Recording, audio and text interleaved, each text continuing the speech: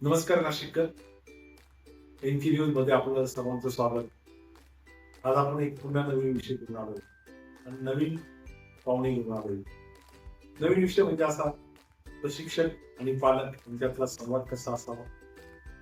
आणि दुसरी गोष्ट अशी की या 2-3 दिवसापूर्वीच आपण गुरुपौर्णिमा साजरी आणि गुरुपौर्णिमा साजरी करत असताना एका गुरूंना वंदन आज आपण मुलाखत देणार आहोत. ते म्हणजे संजय मराठे सर. संजय मराठे सर हे नाशिक जिमखानामध्ये क्रिकेट प्रशिक्षणाचं काम बघत आहेत. त्यांच्या मार्गदर्शनाखाली आज हजारो मुलं बाहेर पडलेली आहेत. चांगले क्रिकेटपटू, नामांकित क्रिकेटपटू तयार झाले. त्याच्यातलंच एक उदाहरण द्यायचं म्हटलं तर सत्यजित बच्चाव. सत्यजित बच्चाव हा रणजीपटू आहे. महाराष्ट्रात संघाकडून गेल्या अनेक वर्षापासून खेळत आहे. त्यांनी नाशिक तर्फे नाशिक करून रणजी ठेवताना सर्वात जास्त विकेट घेणारा हा खेळाडू ठरला आहे. दुसरा म्हणजे नील चंद्राथल. चंद्राथल देखील 3 वेळेस राष्ट्रीय प्रशिक्षण केंद्रात गेला आहे. महाराष्ट्रातून खेळला आहे आणि त्यांनी सर्वात जास्त विकेट घेण्याचं, भारतात सर्वात जास्त विकेट घेण्याचं नाव सुद्धा कमवलं आहे, विक्रम केला आहे. अशाच प्रशिक्षकांना आज आपण आपल्या स्टुडिओमध्ये आमंत्रित केलं आहे. सर नमस्कार. सर्वप्रथम तर मी तुम्हाला प्रश्न विचारतो, पालक आणि प्रशिक्षक त्यांचा संवाद कसा असावा? सगळ्यात महत्त्वाचं की पालकांनी जेव्हा एखाद्या कोचिंग मध्ये किंवा एखाद्या याच्यामध्ये टाकण्याकरता जेव्हा तुम्ही चौकशी करायला जाता, तर त्या प्रशिक्षकांनी आतापर्यंत किती मुलांना मोठं त्यांच्या क्रिकेटमध्ये असो किंवा कुठल्याही स्पोर्ट्समध्ये त्यांनी काय त्यांचे खेळाडूंना घडवलंय हे तुम्हाला माहिती असतं. त्या अकॅडमीमधनं किती मुलं वरच्या लेवलला त्या स्तरावर खेळलेली त्याची ज्ञान, त्याची तुम्ही पडताळणी केली गेली पाहिजे. तेव्हा तुम्हाला त्या प्रशिक्षणामधला गुण कळत असतो की त्या प्रशिक्षणामध्ये त्यांनी किती मोठे खेळाडूंना घडवलंय. हे जेव्हा तुमच्या लक्षात येतं त्यावेळेस तुम्ही पुढच्या गोष्टी त्या अकॅडमीमध्ये तुम्ही टाकू शकता. प्रत्येक मुलाचं बॉल सेन्स जे क्रिकेटमध्ये फार वेगवेगळं असतं. कारण काही मुलांना बॉल सेन्स हा 6व्या वर्षी आहे, काही मुलांना तोच बॉल सेन्स हे 7व्या-8व्या वर्षी आहे. तर त्याच्यामुळे की प्रत्येक मुलाचं जे आहे ते पालकांना ज्ञात असलं पाहिजे की आपल्या मुलामध्ये काय कॅपॅबिलिटी. ते जेव्हा तुम्हाला ओळखता आली तर ठीक, नाही तर तुम्ही एका प्रशिक्षकाकडे घेऊन ते तुमच्या मुलाला ओळखून मध्ये तुम्हाला सांगू शकतात की ह्याला तुम्ही अकॅडमीकडे टाका. ज्यावेळेस मुलगा एखाद्या सेंटरला जात असतो, नाव नोंदणी केली असते, त्यावेळेस पॅरेंट्स काहीतरी स्वप्न घेऊन आलेला असतो. थोडा आधीच्या काळात त्याच्यात गावस्कर, मधला काळ बघितलं तर विराट कोहली, आताचा काळ बघितलं तर वैभव सूर्यवंशी. आता वैभव सूर्यवंशी जो लहान वयात तयार झाला, त्या वयात काहींना वाटतं की माझा मुलगा त्या वयात तयार व्हावा. हे सगळं मला वाटतं. नक्कीच सर. आता प्रत्येक मुलाचं पालकांचं स्वप्न आहे की माझा मुलगा हा विराट कोहली, वैभव सूर्यवंशी असं व्हायला पाहिजे. पण मला असं वाटतं की प्रत्येक पालकांनी आधी तुमच्या मुलाला प्रशिक्षण केंद्रामध्ये टाकणार आहे, म्हणजे कोचिंग कॅम्पमध्ये टाकणार आहे. त्या खेळाडूला त्या गेमचा आनंद घेता आला पाहिजे ह्याच्यासाठी टाकलेलं आहे. जेणेकरून तो जेव्हा तो गेमचा आनंद घेईल, म्हणजे तो खेळाचा जोपर्यंत तुम्हाला आनंद नाही घेणार तर तोपर्यंत तुम्हाला त्या मुलामध्ये इम्प्रुव्हमेंट नाही होत. तुम्ही कुठल्याही खेळाडूला किंवा कुठल्याही मुलाला तोच तुम्ही कुठलाही गेम नाही खेळू. त्या खेळताना त्या मुलाला त्याचा आनंद मिळाला तर त्याला डेव्हलपमेंटचे चान्सेस जास्त असतात. म्हणून ज्या मुलाला ज्या खेळामध्ये आनंद मिळेल ते खेळ केव्हाही एकदम चांगलं. काही पॅरेंट्स अशा असतात, त्या वयातले होते किंवा आहे तर त्यांना वाटतं मी नाही करू तर माझ्या मुलांनी तरी करावा. मला क्रिकेट खेळायला आवडेल तर ती मला नाही मिळाली तर माझ्या मुलांनी तरी क्रिकेट खेळणार. नक्कीच नक्कीच. आता तुम्ही बघत असतो की प्रत्येक पालकांना असंच म्हणायचं असतं की मला जे नाही भेटलं ते माझ्या मुलाला भेटलं पाहिजे. नक्कीच मला तरी वाटतं आता पालकांनी मुलांना सपोर्ट केला गेला पाहिजे. पण त्याचा जे तुमचे मुलं आहेत ते किती फायदा घेतात, त्याचा गैरफायदा किती होतोय हे पण बघितलं गेलं पाहिजे.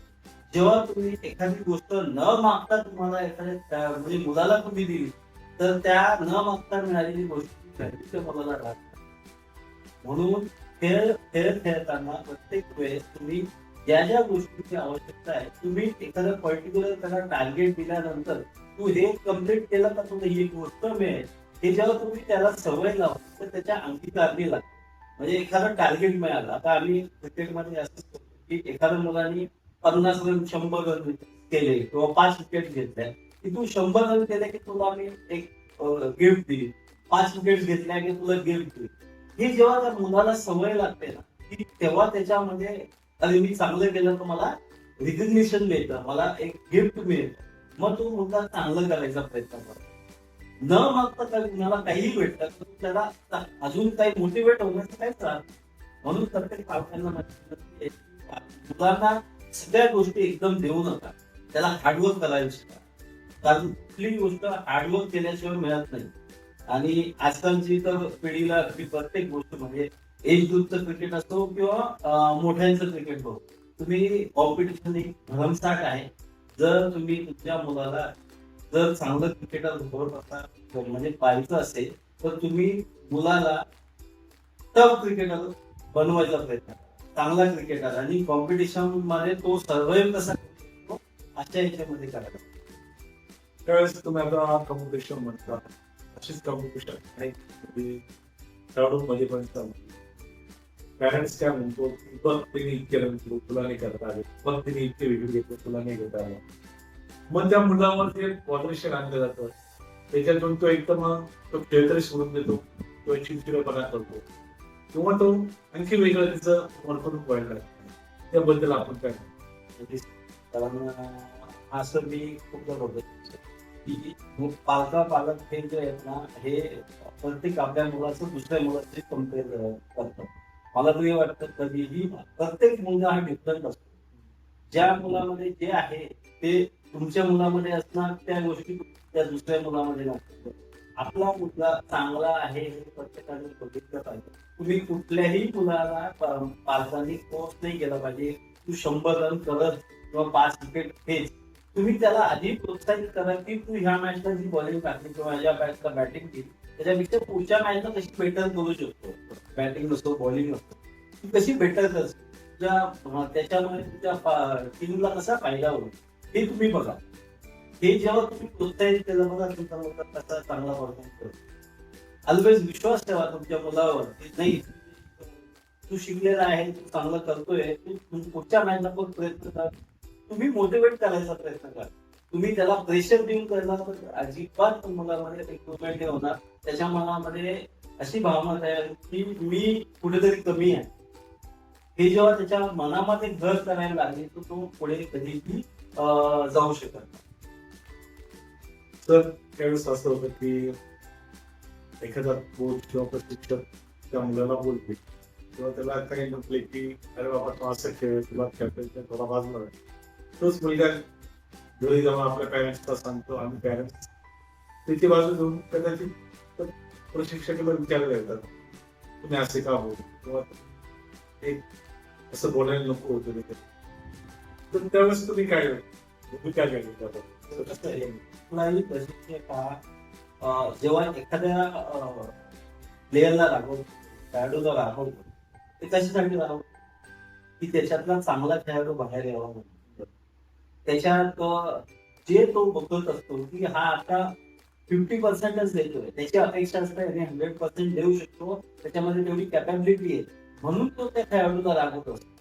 पण जेव्हा आजकालची मुलं आहेत कारण ती सवय शाळेपासून लागते. मला माझ्या शाळेतल्या सरांनी राबवतो मग तो मुलगा घरी जाऊन सांगतो मग पालक शाळेत येतात मग शाळेत प्रिन्सिपलला सांगतात की माझ्या मुलाला.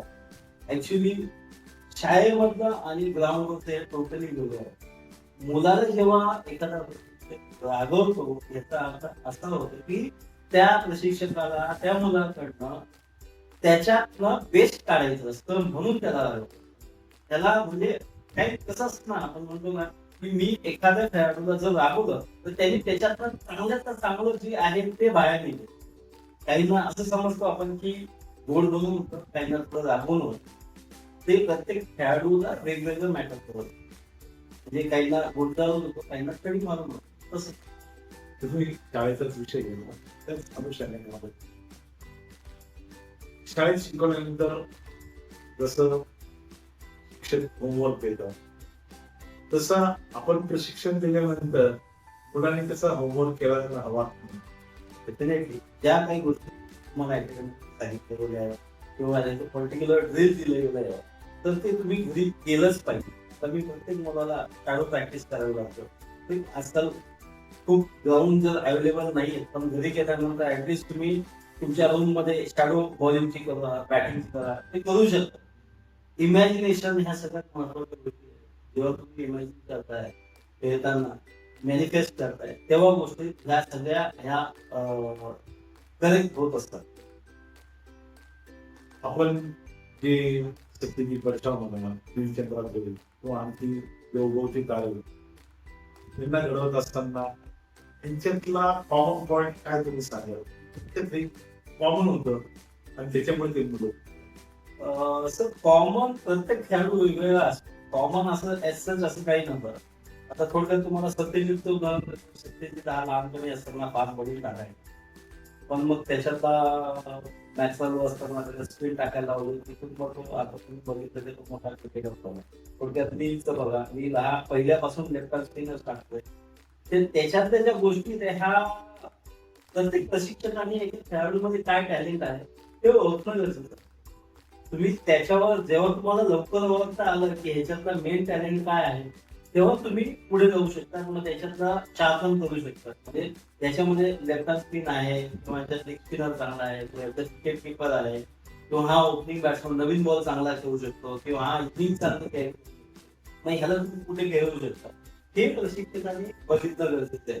आणि हे तुम्ही नेक्स्ट मध्ये जेव्हा तुम्ही फोकस करून त्या प्रत्येक खेळाडूचं व्यवस्थित बघितलं तेव्हा तुम्हाला तुम्ही जे बोलले बरोबर आहे. परंतु माझं मत काय होतं की कॉमन म्हणजे एखादा जो प्लेअर असतो त्याचं कॉमन म्हणजे असं असतं की तो टायमाच्या बाहेर गेला असतो किंवा टाइमशी येणारा असतो, रेग्युलर प्रॅक्टिस करणारा असतो. असे यांच्यातले काही कॉमन असेल तर कॉमन या सगळ्यांमध्ये एक कॉमन आहे की क्रिकेटवर जीवापाड प्रेम करणं. सगळ्यात महत्वाचा पार्ट सत्यजित झाला, दिलीप झाला किंवा आता ते माझ्याकडे असलेले श्रेयस टिकरे झाला, उत्सव आखाडे झाला. हे जे खेळाडू आहे हे श्री बहुदे झालं. हे जे खेळाडू आहे हे पहिलं सगळ्यात महत्वाचं जे सांगितलेलं आहे ते मला सरांनी सांगितलंय हे करायचं कृती करणं. त्याच्यानंतर वेळेवर जो वेळ दिलाय त्या वेळेवर ग्राउंडवर पोहोचणार, ज्या गोष्टी सांगितल्या ते टाइमात टाइम करणं आणि सगळ्यात महत्वाचं की आदेश जो सरांनी सांगितला तो फायनल आहे. हे जेव्हा त्यांना कळतं की मला जे सरांनी सांगितलंय मी कम्प्लीट केल्याशिवाय मी माझी प्रॅक्टिस थांबवणार नाही, हे सगळ्यात महत्वाचं ह्यांच्यामध्ये कॉमन होतं. आणि क्रिकेटवर असीम प्रेम, शिकायची जबरदस्त इच्छा हे त्याच्यामध्ये होतं सगळ्यांना. असं म्हणता येईल का या सर्व गोष्टी पुढे गेली? डेफिनेटली. कारण हे जे खेळाडू याच्यामध्ये क्रिकेट हे त्यांच्या मनापासून त्यांना खेळायची इच्छा होती आणि त्याच्यामध्ये काही गोष्टी होत्या त्या आपण केल्या आणि त्यांना पुढे नेण्यासाठी आपण त्यांना हातभार लावला असं म्हणतो.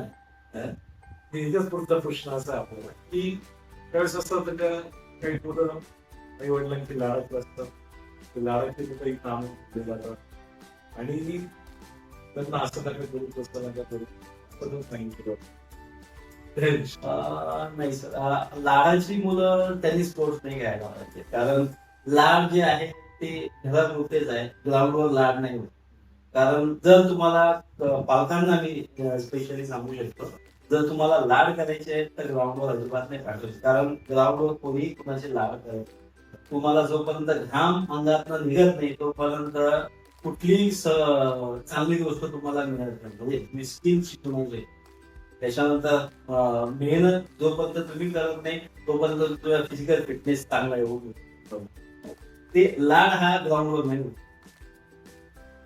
तर आपल्याला अखेरचा प्रश्न की पण पालकांना काय संदेश देईल?